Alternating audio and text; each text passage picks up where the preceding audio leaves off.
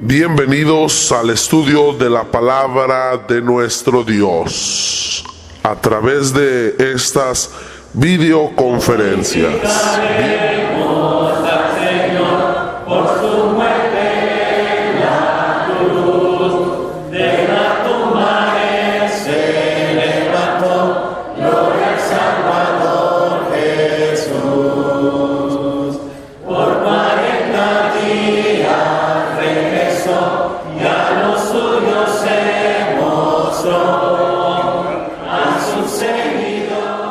Necesitamos primeramente ver algunas cosas que ya se han enseñado a nosotros, hacer un tipo de repaso. Y quiero solamente decir de que la Iglesia de Cristo se ha venido a anunciar desde la eternidad y luego se ha entrado en tipo de profecía hasta el punto de su establecimiento en la ciudad de Jerusalén. Nosotros entendemos bien que la palabra del Señor nos enseña que Dios es eterno. Isaías capítulo 57 y versículo 15 nos dice que Dios habita en la eternidad. Desde ese momento miramos nosotros que la iglesia vino a ser algo que Dios pensó entre sí mismo. Y cuando uso la palabra Dios me estoy refiriendo a la palabra Elohim, como la usa Génesis capítulo 1, versículo 1.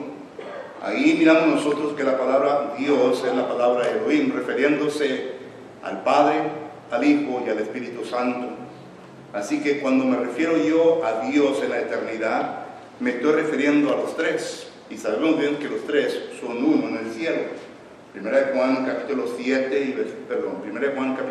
versículo 7, nos enseña que son tres los que dan testimonios en el cielo.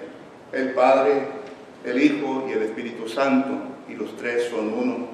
Incluso el libro de Deuteronomio, capítulo 6 y versículo 4, menciona esa misma frase en el Antiguo Testamento, que los tres vienen a ser uno. Estando en la eternidad, Dios vino a pensar de la iglesia, y desde ese momento Él vino a no solamente ver en cómo se podía desarrollar todo este pensamiento que ellos tenían en mente, sino que miramos nosotros que esto viene en sí a destruir una falsa doctrina que el premilenista enseña, de que la iglesia fue solamente un plan B de Dios y no Dios realmente teniendo en mente la iglesia de la eternidad. Porque 1 Pedro capítulo 1 y versículo 18 al 20, un punto que nuestro hermano Miller vino a demostrarnos a nosotros, dice que desde ese momento ya se había calculado, ya se había pensado que Jesucristo había de venir a este mundo para salvar al pecador. Versículo 20 de 1 Pedro capítulo 1 claramente nos enseña que esto fue antes de la fundación del mundo. Esto concuerda con el pensamiento que miramos nosotros en Hechos capítulo 15 y versículo 18, en donde ahí en esa ocasión se está arreglando una situación entre los judíos y los gentiles. Los judíos no aceptaban que el gentil era parte de la iglesia, y por lo tanto se tuvo una gran discusión, según Hechos capítulo 15, versículo 22, entre los apóstoles, la iglesia y los miembros de esa congregación, y llegaron de acuerdo, porque en el versículo 18 dice que desde la eternidad existen los planes de Dios, y concuerda con lo que dice 1 Pedro capítulo 1, versículo 18 en adelante. Solo que la iglesia ya estaba en la mente de Dios. Incluso miramos nosotros quien usa el versículo 18 en Hechos capítulo 15, la persona está citando Amós capítulo 9, versículo 11 y 12, que viene a concordar con el mismo texto. La iglesia de Cristo tuvo su principio en la mente de Dios en la eternidad, y se ha venido a desarrollar a través de diferentes dispensaciones, como ya nuestro hermano Miller lo hizo excelentemente en enseñarnos a nosotros el establecimiento de la iglesia. Segundo, miramos nosotros que la iglesia de Cristo, hermanos, es la única la única iglesia en donde la deidad ha tenido su manifestación, su trabajo en ella. Y esto lo miramos nosotros. El libro de Efesios es un libro que el apóstol Pablo escribe, pero es un libro en donde se viene a exaltar la iglesia, la gloria de la iglesia. Y cuando usted lee el capítulo 1 de Efesios, se dará cuenta que el apóstol Pablo está empezando en enseñarle a los hermanos de Éfeso concerniente al establecimiento de la iglesia y cómo la deidad, es decir, el Padre, el Hijo y el Espíritu Santo, tuvo parte en el establecimiento de la iglesia. Los primeros versículos de Efesios capítulo 1, versículos del 1 al 6, miramos nosotros que el apóstol Pablo está demostrando el trabajo, la obra del Padre. Del versículo 7 al 12, miramos nosotros en donde el apóstol Pablo viene a demostrar el trabajo de nuestro Señor Jesucristo.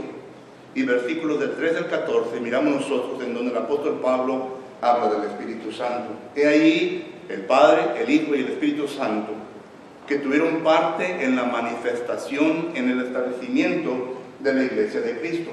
Y por eso es que la iglesia de Cristo, por eso es que nosotros somos únicos. Es a la cual Dios le ha encargado la verdad, algo que vamos a ver el día de mañana.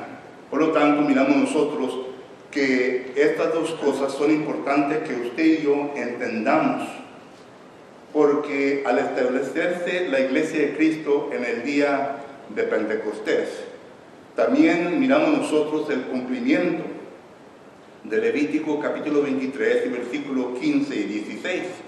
Note lo que dice la palabra del Señor en el libro de Levítico. En el libro de Levítico capítulo 23 y versículo 15 al 16 dice la palabra del Señor de la siguiente manera: y contaréis desde el día que sigue al día de reposo, desde el día en que ofreciste la gavilla de la ofrenda merecida, 7 semanas cumplidas serán, hasta que el día siguiente del 7º día de reposo contaréis 50 días. Entonces ofreceréis el nuevo grano a Jehová. Para mí que este versículo, hermano, o estos versículos están hablando sobre el establecimiento de la iglesia. Usted recuerda bien de que cuando nuestro Señor Jesucristo vino a este mundo, era Juan el Bautista que dice en Juan capítulo 1 versículo 29, he aquí el Cordero de Dios que quita el pecado del mundo. Jesucristo vino como el Cordero de Dios, el Cordero que Dios iba a ofrecer en el tiempo de la Pascua, para que así pudiese quitar el pecado de todo el mundo.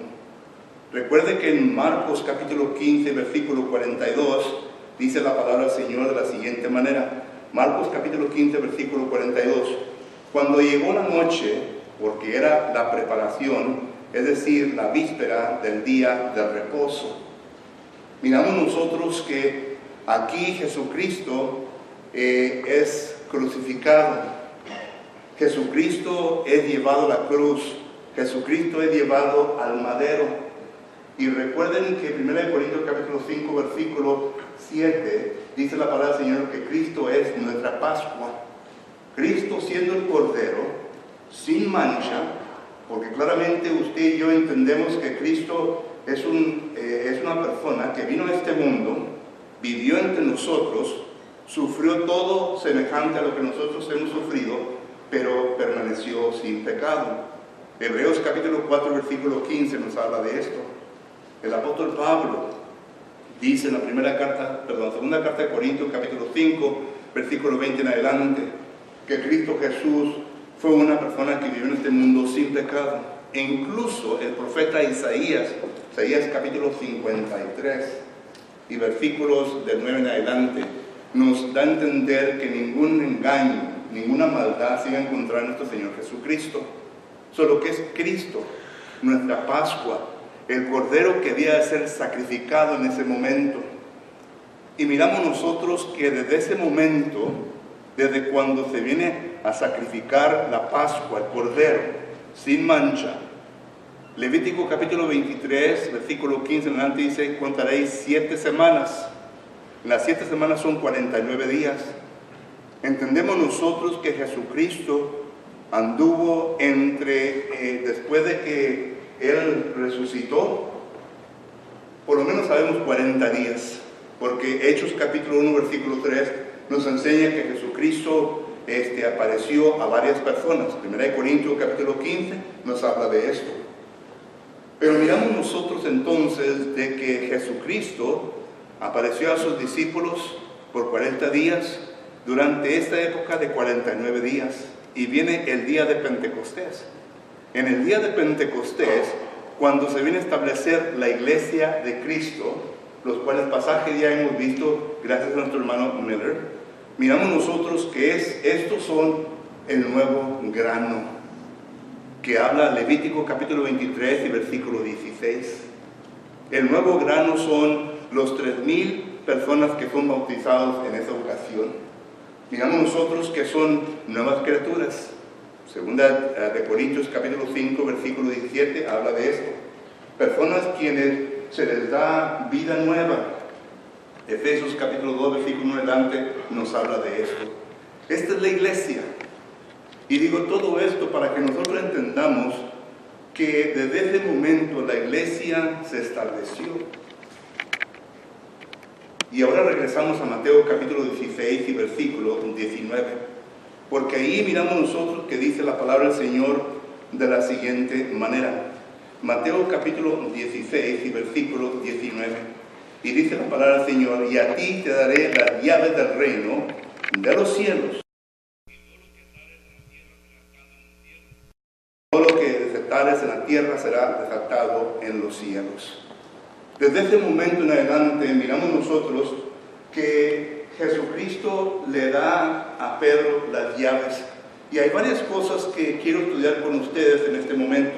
Recuerden, ya la iglesia se vino a establecer en el día de Pentecostés. Pero para que hubiera entrada a la iglesia, miramos nosotros que Jesucristo le da la autoridad, le da las llaves al apóstol Pedro. Y miramos nosotros que para poder llegar a un conocimiento pleno de todo esto, hay varias cosas que necesitamos que entender en este versículo. Número 1. Primeramente quiero estudiar con ustedes el significado de la palabra llaves. Segundo, quiero estudiar con ustedes el significado de la palabra reino. Tercero, quiero contestar la pregunta, ¿cuándo y cómo usó Pedro las llaves que Jesucristo le da? Y cuarto, quiero estudiar con ustedes qué beneficio tiene esto para nosotros hoy en nuestros días. 4 puntos sencillos que vamos a estudiar sobre este tema, el cual se nos ha designado en este momento. Primeramente tenemos que entender que nosotros sabemos bien que el Antiguo Testamento no existía la iglesia, solamente estaba en forma de profecía. Ya se ha manifestado esto. Se vino a establecer en el Nuevo Testamento. Pero antes de establecerse, porque el libro de Mateo claramente nos está... El libro de Mateo fue escrito aproximadamente como en el año 54 al 68 más o menos. Entonces estamos viendo que aún todavía Jesucristo aquí está mencionando de que la iglesia se va a establecer en un futuro.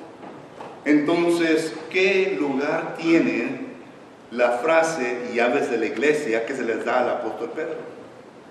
Bueno, en primer lugar, cuando nosotros miramos y estudiamos la palabra llaves, la palabra hebrea es matatis, M-E-P-H-T-E-A-C-H en inglés. La palabra griega es la palabra kelis, K-L-E-S-I-S. Estas dos palabras son diferentes porque una es hebrea y la otra es griega. Y cuando estudiamos la palabra hebrea, nos damos cuenta que esta palabra se usa figurativamente en el Antiguo Testamento. Punto y caso. En Isaías capítulo 22 y versículo 22, nosotros encontramos ahí en donde la palabra llave se usa. ahí Isaías está mencionando la llave de la casa de David, que se le iba a dar a Eliaquim. Ahí miramos nosotros que se usa figurativamente, pero se está refiriendo al poder o la autoridad. Cuando vamos nosotros al Nuevo Testamento, ya encontramos la palabra griega kalis. Miramos que esta palabra se usa en varios lugares del Nuevo Testamento. Número 1, miramos nosotros que esta palabra se usa en Apocalipsis capítulo 3 y versículo 7. Y note lo que dice ahí en Apocalipsis capítulo 3 y versículo 7. Dice la palabra del Señor la siguiente manera. Apocalipsis capítulo 3 versículo 7 dice: escribe al ángel de la iglesia en Filadelfia, esto dice el santo, el verdadero, el que tiene la llave de David, el que abre y nunca cierra, el que cierra y ninguno abre. Nuevamente esta palabra se usa figurativamente aquí en este versículo, y miramos nosotros que esta palabra significa autoridad o poder. Jesucristo tiene toda autoridad, tanto en los cielos como en la tierra, y concuerda con lo que dice Mateo capítulo 28, versículo 18, en donde Jesucristo dice: toda autoridad se me ha dado en los cielos y en la tierra. Jesucristo tiene toda autoridad. Cuando vamos nosotros a Apocalipsis capítulo 1 versículo 8, nuevamente se usa la palabra llave, y allí miramos nosotros en donde Jesucristo nos dice, o más bien la escritura nos dice de la siguiente manera, Apocalipsis capítulo 1 versículo 8: yo soy el alfa y el omega, principio y fin, dice el Señor, el que es, el que era y el que ha de venir, el Todopoderoso. Miramos nosotros aquí que Jesucristo está diciendo de que Él es el que tiene el poder. Apocalipsis capítulo 2 y versículo 8, nota lo que dice: y escribe al ángel de la iglesia en Esmirna, el primero, el postrero, el que tuvo muerto y vivió, dice esto. Ahora Apocalipsis capítulo 1 versículo 18, nota lo que dice. Dice: y el que vivió y estuvo muerto, mas he aquí que vivo por los siglos de los siglos, amén, y tengo las llaves de la muerte y del Hades. El hermano Miller hizo bien en explicar concerniente al Hades. Jesucristo no fue detenido en el Hades. Hechos capítulo 2 nos enseña de esto. Solo que Jesucristo tiene el poder, tiene la autoridad sobre la muerte y sobre el Hades. Y esta palabra aún también se usa en otros pasajes del libro de Apocalipsis, capítulo 9, versículo 1, capítulo 20, versículo 1. Esta palabra, entonces, llegamos nosotros a la conclusión bíblica de que esta palabra se refiere a autoridad o poder. Según el Nuevo Testamento, la palabra se refiere a autoridad o poder. Cuando vamos a los libros, a los lexicógrafos, cuando vamos nosotros a estudiar a hombres que vienen a definir palabras griegas, palabras hebreas, note lo que dice. Y yo uso a W.E. Vines, a Joseph Taylor y también a W.E. Bullinger. Y estos hombres todos definen esta palabra de la siguiente manera: autoridad y poder que se le viene a dar a una persona para poder abrir y para poder cerrar.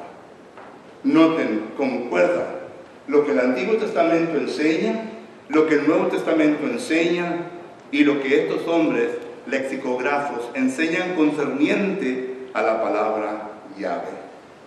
Entonces, cuando leímos Mateo capítulo 16 y versículo 19, tenemos que llegar a la conclusión de que Jesucristo le está otorgando a Pedro autoridad y poder para abrir algo.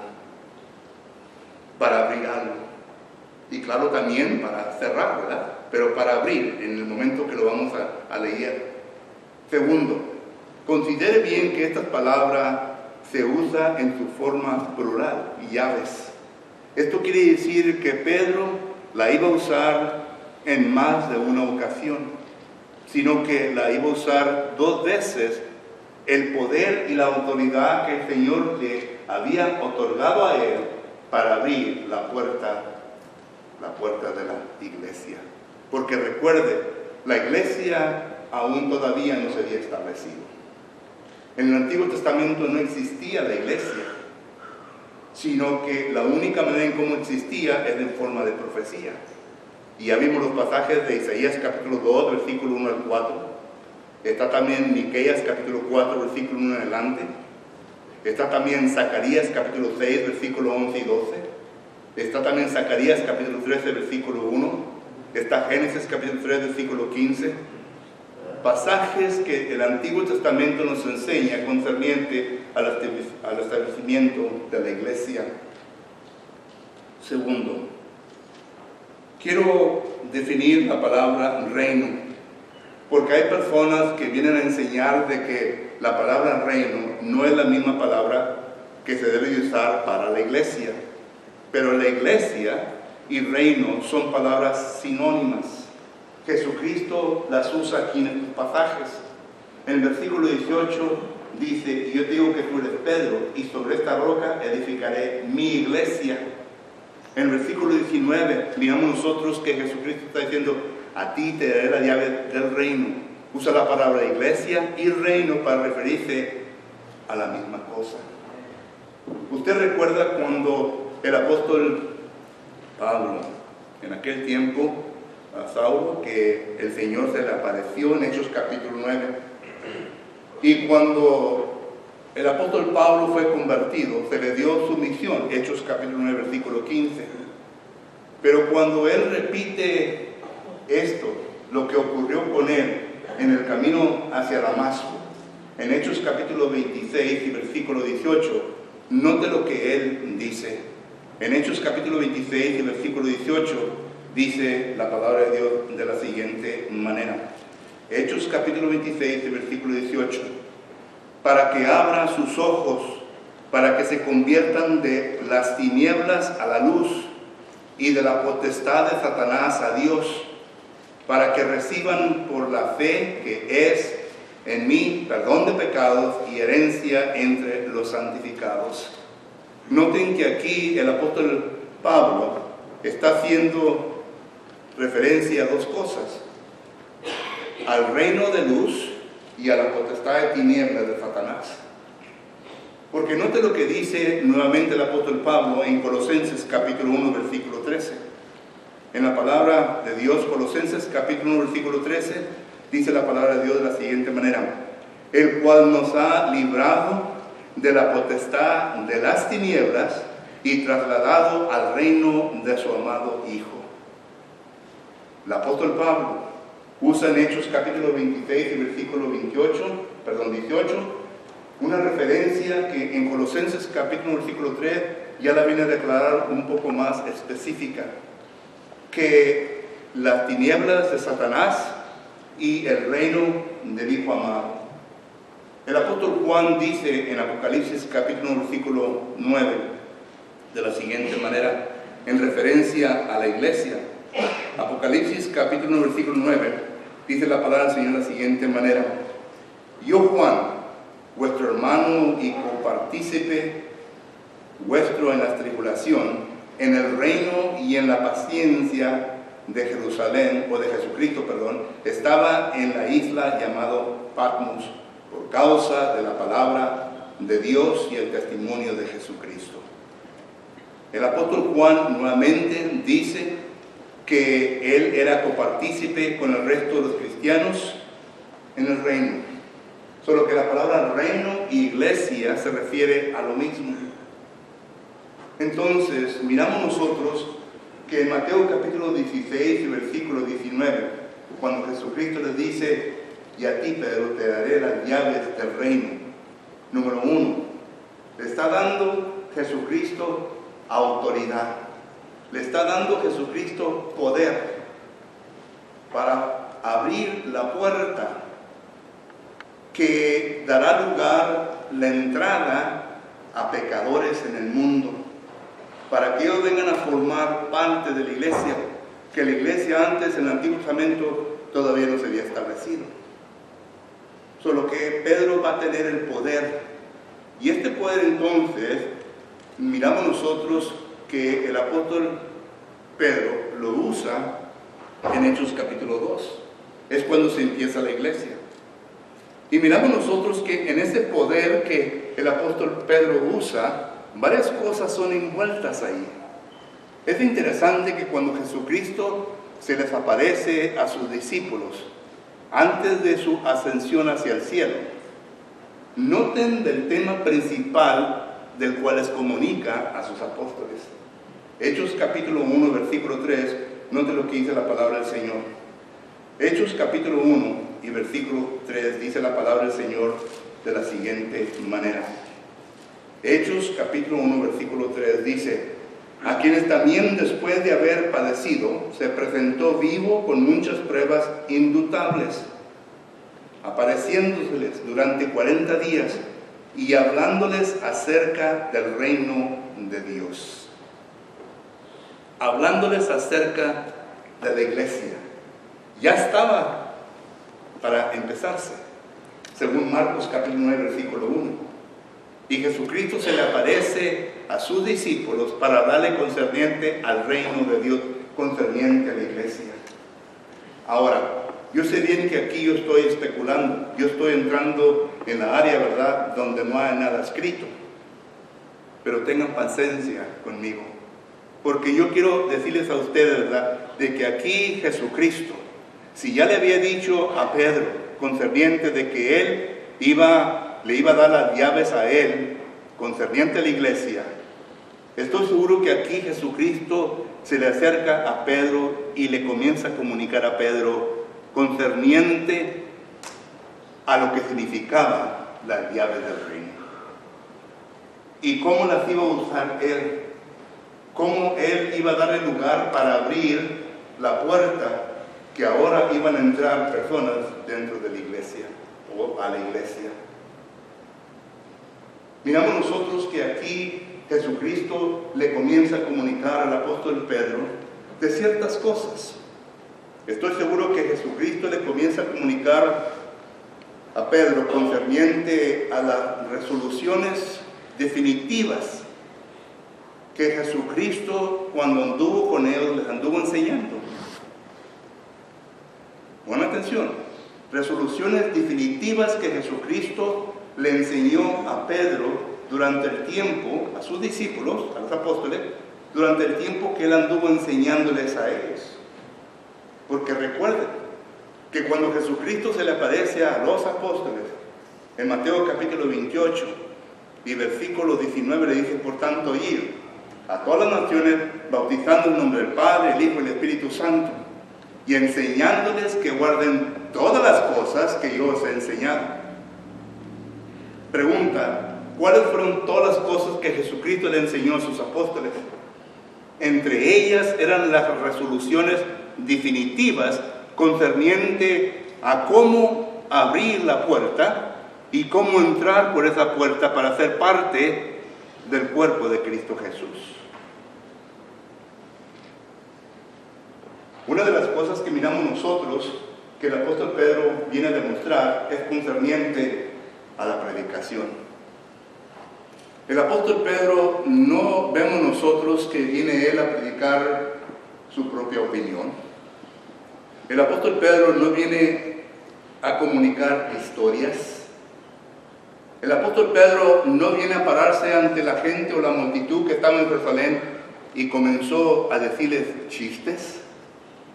El apóstol Pedro no hizo tal cosa, sino que el apóstol Pedro se paró ante la gente juntamente con los 11, porque ya regresando a Hechos capítulo 12, versículo 14 dice: entonces Pedro, poniéndose en pie con los 11, alzó la voz y les habló diciendo.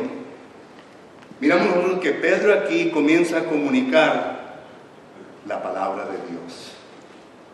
Y la palabra de Dios que comienza a comunicar, que en ese tiempo que el apóstol Pedro tenía a su disposición, son las profecías del Antiguo Testamento. Y por eso miramos nosotros que el apóstol Pedro usa primeramente Joel capítulo 2 y versículo 28 al 32. Es lo que él predica. Y vuelvo a repetir lo que dijo el hermano David Miller. ¿Entenderían los judíos lo que Pedro les estaba predicando?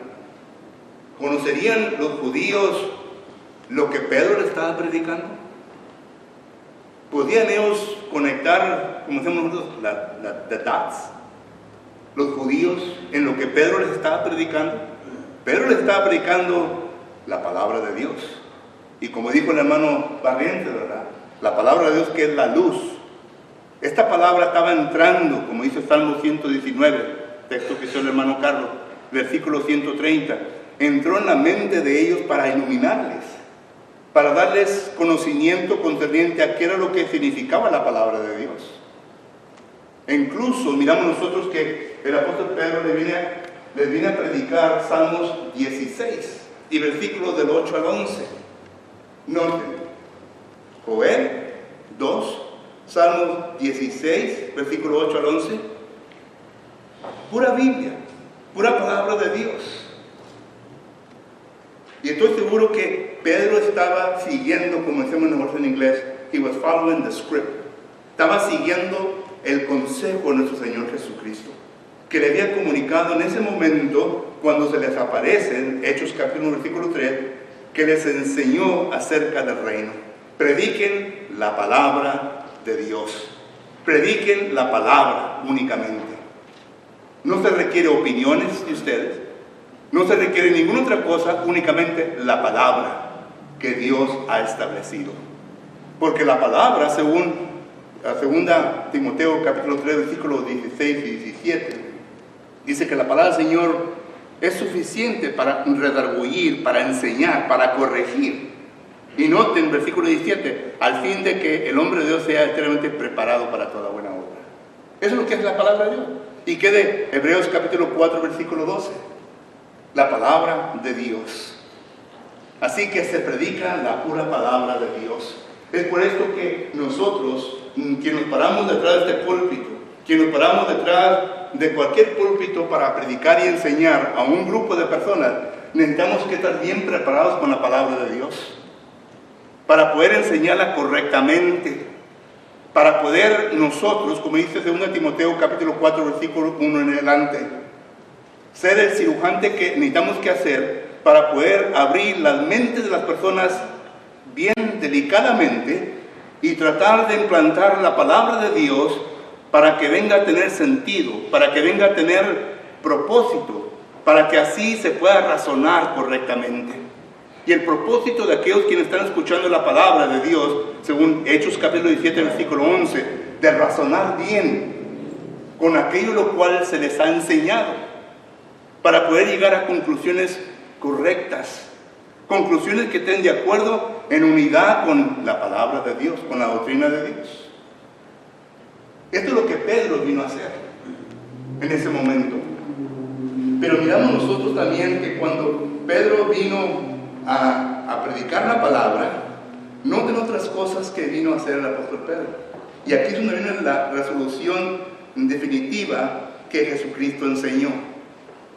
Por ejemplo, Jesucristo enseñó en Juan capítulo 8, versículo 24, que es necesario que el ser humano, la persona que se encuentra en pecado, entienda y crea que Cristo existe. Porque si no cree en Jesucristo, habrá de perecer igualmente que todo el mundo. Y el apóstol Pedro hizo lo posible para poder comunicar a los judíos que se encontraban allí en ese lugar que Jesucristo es el Cristo, que Jesucristo es el ungido de Dios.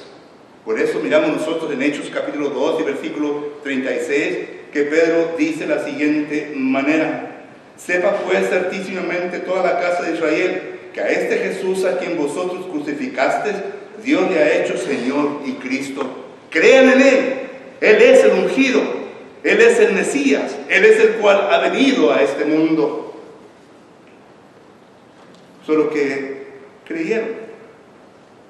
Pero luego dice, otra resolución definitiva de Jesucristo es que tienen que arrepentirse. Lucas capítulo 13, versículo 3 y 5 habla de esto.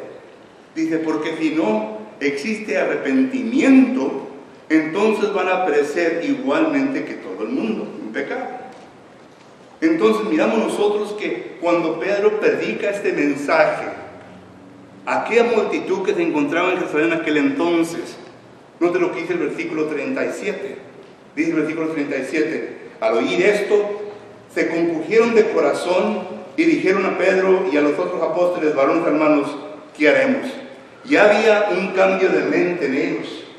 Ellos ya habían cambiado su manera de pensar, porque ellos se dieron cuenta que habían crucificado a Cristo, que es el Mesías, es el ungido. Hubo un arrepentimiento en ellos. Y después del arrepentimiento viene la confesión. Ellos confesaron. El versículo 37 aún implica la confesión que Jesucristo es el ungido, es el Hijo de Dios. Y noten lo que Pedro enseguida les dice: arrepentidos y bautícese cada uno de vosotros. He allí el bautismo. Y noten, este es el poder que Jesucristo le da a Pedro, de predicar la palabra de Dios, de enseñarles que tenían que creer en Jesucristo, de enseñarles que tenían que arrepentirse, de enseñarles que tenían que confesar y de enseñarles que tenían que ser bautizados. Estas son resoluciones definitivas que Jesucristo enseñó a los apóstoles en los libros sinópticos y en el libro de Juan. Si usted lee esos libros, palabras en rojo de Jesucristo, de estas cosas, que tienes que creer, que tienes que arrepentirte, que tienes que confesar, Mateo 10, 32 y 33, que tienes que ser bautizado, Marcos capítulo 15, versículo 16.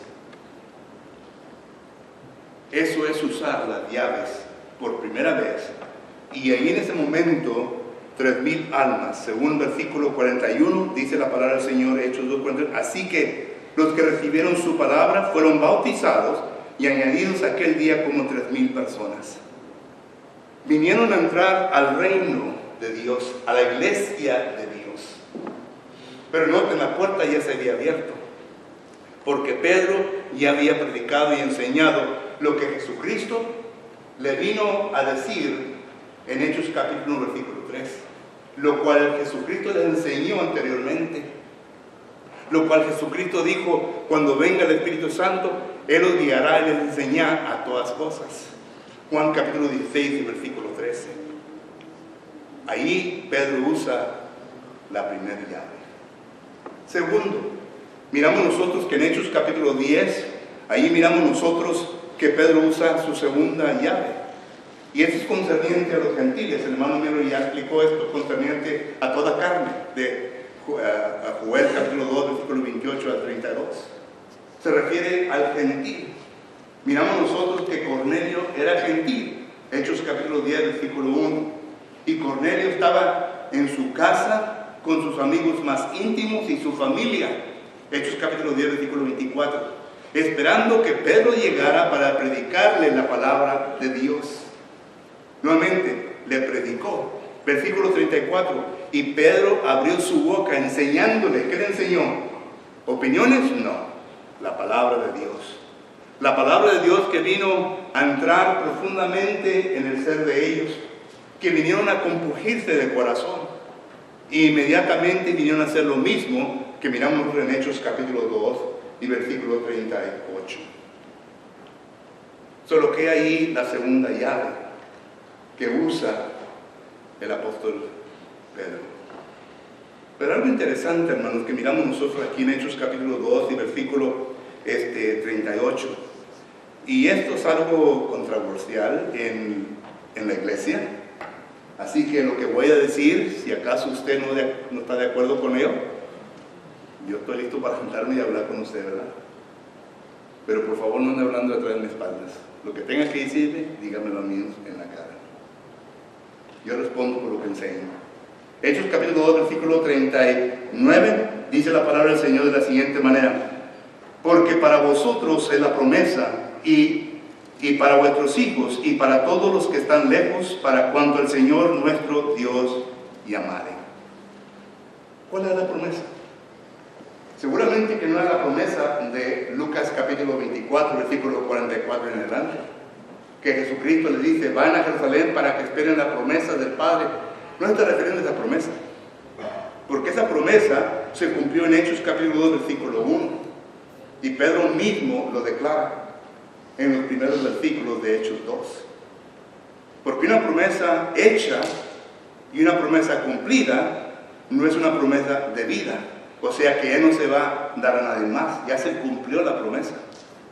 Pero, versículo 39 dice, porque esta es la promesa para vosotros y para vuestros hijos.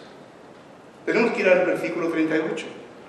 En versículo 38 dice, Pedro les dijo, arrepentidos y bautícense cada uno de vosotros en el nombre de Jesucristo para perdón de los pecados y recibiréis el don del Espíritu Santo. Y aquí es donde está el guasomera, como decimos.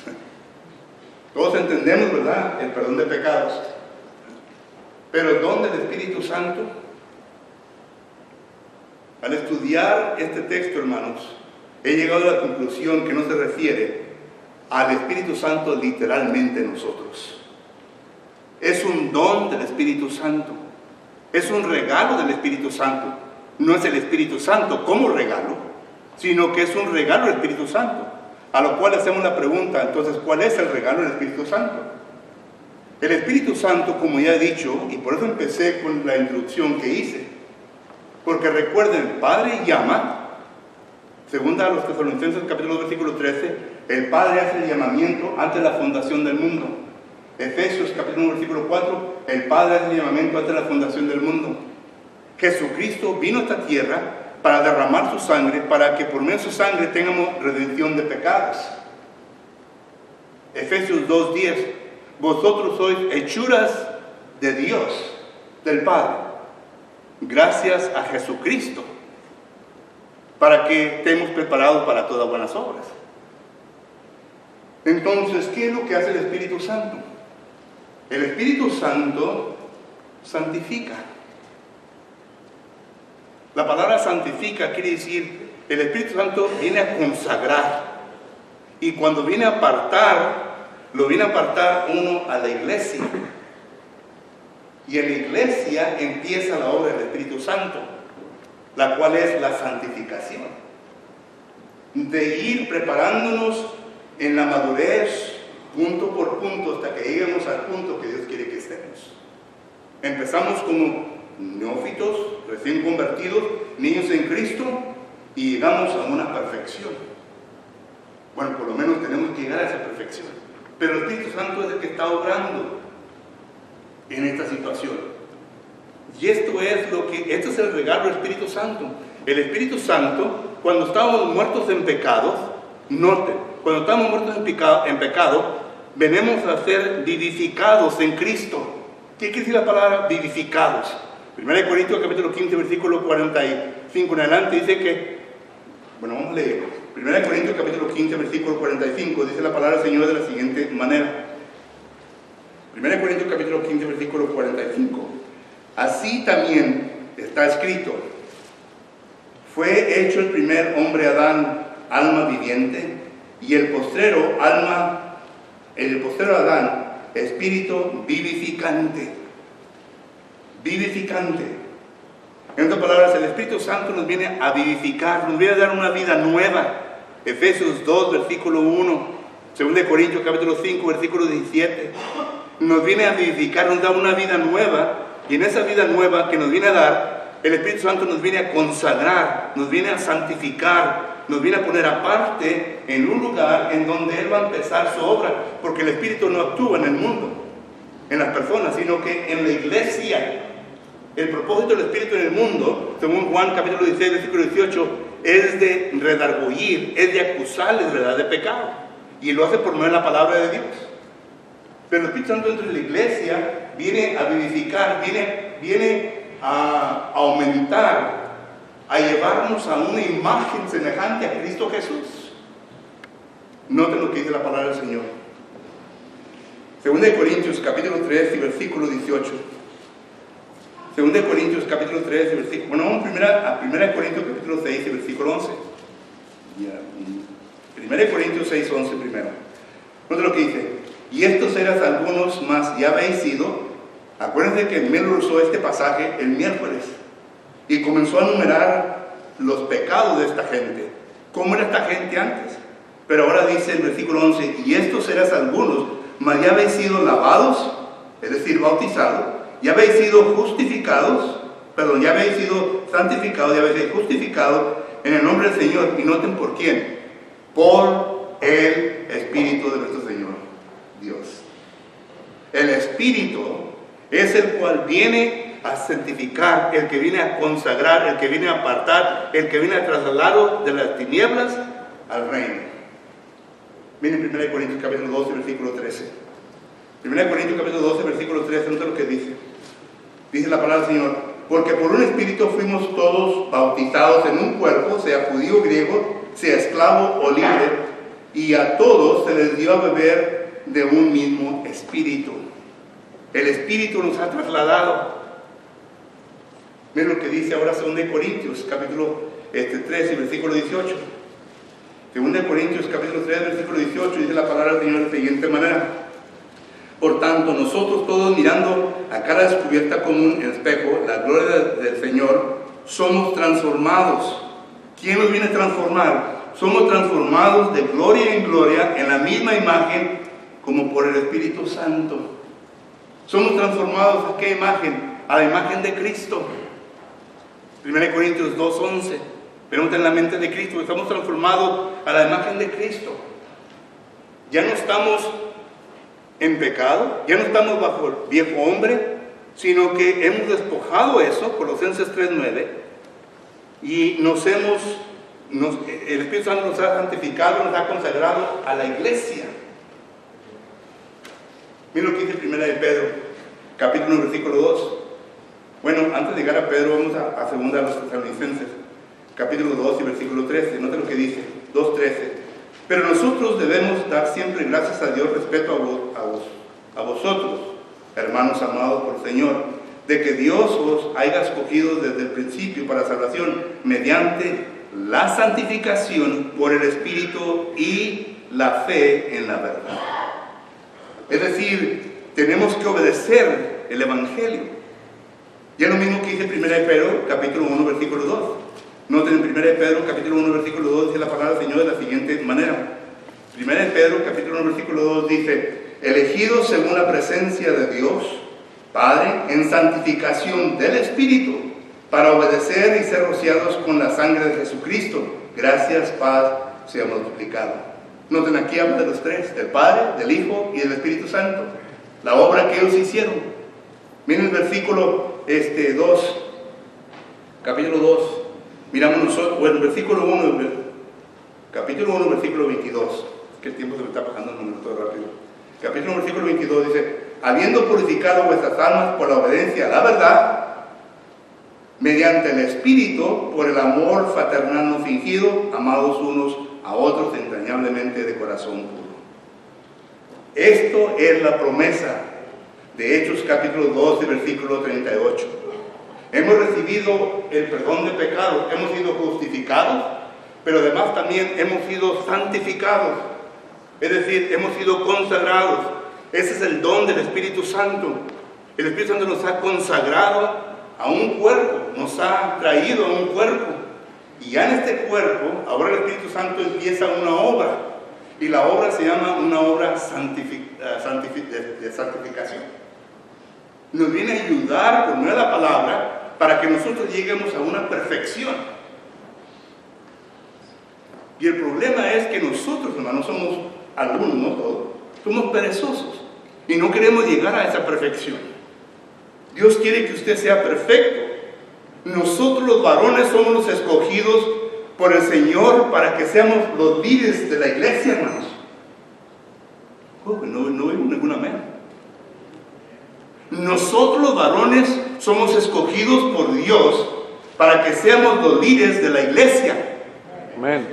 Y si nosotros vamos a ser los líderes de la iglesia, tenemos que santificarnos, tenemos que consagrarnos, tenemos que llegar a la perfección, a la madurez, para que podamos cumplir el propósito de Dios que Él tiene para nosotros. Dios quiere que usted sea anciano en la iglesia. Dios quiere que usted sea diácono en la iglesia. Dios quiere que usted sea predicador en la iglesia. Dios quiere que usted sea una persona madura en la iglesia.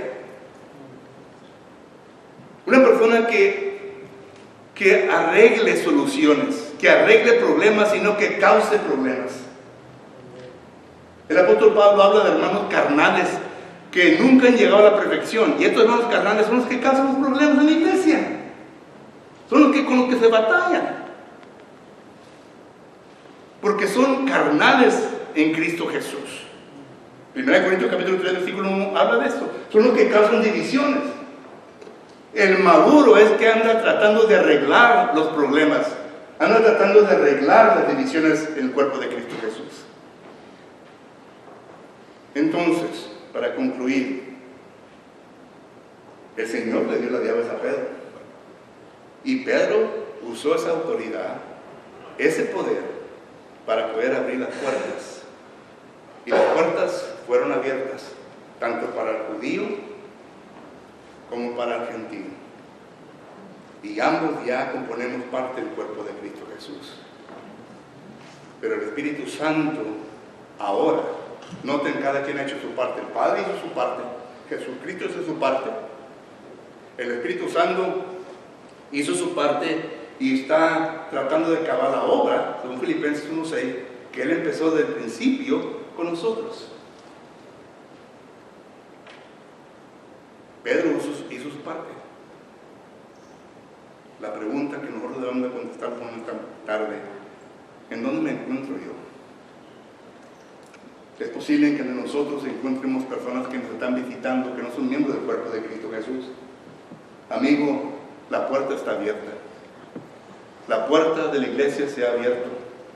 Y la manera en cómo usted pasa por esa puerta es de creer en Jesucristo, es de arrepentirse de sus pecados, es de confesar en Jesucristo que Él es Señor de su vida y ser bautizado para el perdón de sus pecados. Y cuando usted haga eso, cuando usted sea sumergido en las aguas del bautismo, ocurren varias cosas debajo del agua que usted y yo no vemos.